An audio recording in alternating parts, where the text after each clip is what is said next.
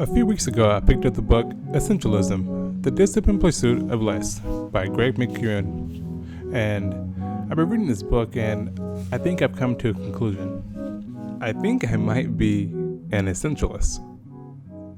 Let me explain. This all started when I came across this video by Matt DeVella and Greg. A bit of an introduction. I wrote the book Essentialism. This is about the disciplined, continual, perpetual pursuit of less but better. I love how you just framed it as less but with ambition. It's about how to figure out what is essential, eliminate what's not, and create a system for making it as effortless as possible to do what you've identified as being very important. Now, this idea was something that I was already drawn to and had been leaning towards for years. Thing is, I didn't have a name for it. Being more intent on my time has always been something that I've considered and thought about because of my kids.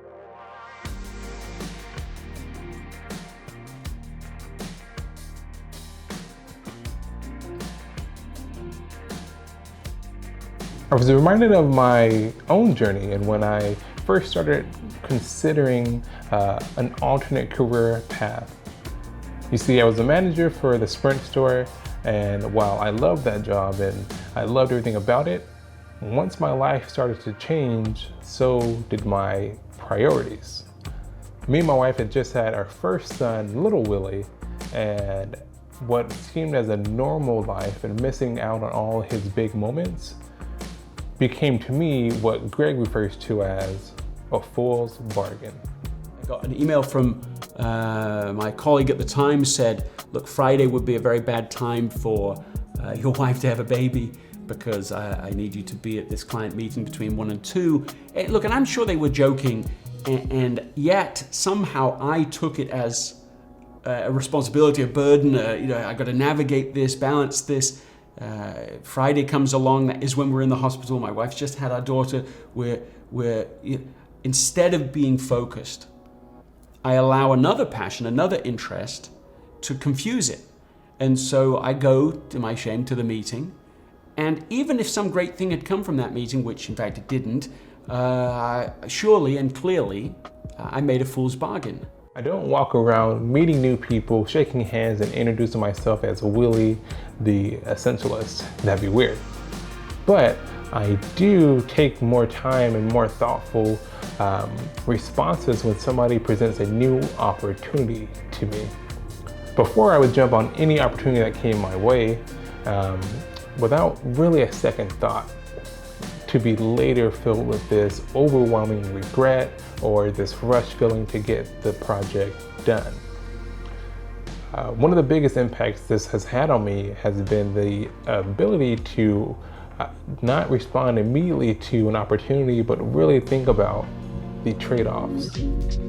Trade-offs happen when we overbook ourselves, stretch ourselves too thin, and miss out on opportunities that we would love to say yes to had we not said yes to a prior arrangement. If you're anything like me, this kind of thing happens all the time.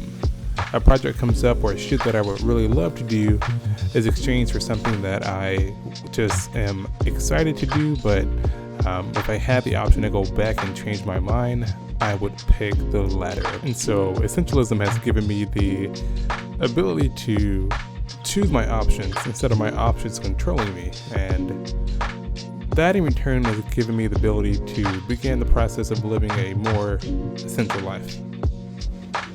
The things that I normally would consider to be an easy job, I now think about the opportunities that I may miss because of this quote unquote easy job. And while I'm not saying that I say no to every opportunity, I definitely consider them, but weigh them out. Sometimes saying no to the good ones so I can say yes to the great ones. Now, I don't believe that everybody needs to adapt everything from the essentialist lifestyle, but I do believe that there are a lot of golden nuggets and a lot of things that everybody can apply to live a happier life. And there's one quote that really resonated with me, and I want to leave you guys with, and that is, if you don't prioritize your life, someone else will.